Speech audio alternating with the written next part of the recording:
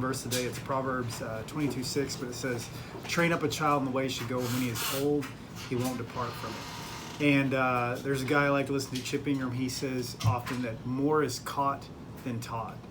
And training, when you think about training, anybody trains for a marathon, they're not casually training for a marathon. You know, training means putting in concerted effort and making sure that's your goal and your purpose. So training up a child in the way they should go. And Kristen, she shared with me this is a while back, but it was really cool that when she gets home, she's like, she reads her Bible, because that's when she has, time to have alone. And one of her boys came in there yelling, "Hey, Mom!" And her other son was like, "Stop! She's reading her Bible," And I just thought that was so cool. Yeah. He goes, "Have you not noticed she's been doing this for like ever?" And so, anyway, more is caught than taught. They see what's going on, and what you value, they will value. And it's important that they see you carrying out the things that you need to carry out, because more is caught than taught. You can speak all you want, but your actions speak far louder than your words.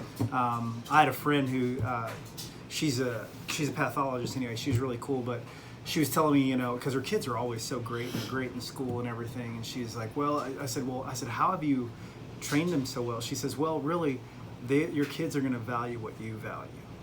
She goes, "If they see you reading and learning things, and they're going to think that that's important." And I was like, wow, that's really interesting. And so anyway, it goes the same way, especially with the things of God. When they see you value and see you care about things, then they'll value those things and they'll care about those things. I also have a friend on the inverse who he was married, but his wife decided to leave him for another guy. And anyway, his wife later, this is like, 4 years later, I think, after they had been divorced and everything, like, his kids don't believe in God anymore. And his wife is telling him, because they're still friends or whatever, he's like, "Well, we really need to pray for them. They don't believe in God anymore." And he's like, "Well, what do you expect?" Because the life that she lived didn't carry out that she believed what she said she believed. And so we need to make sure that our lives carry out what we say we believe. Anyway, that's all I got. Heavenly Father,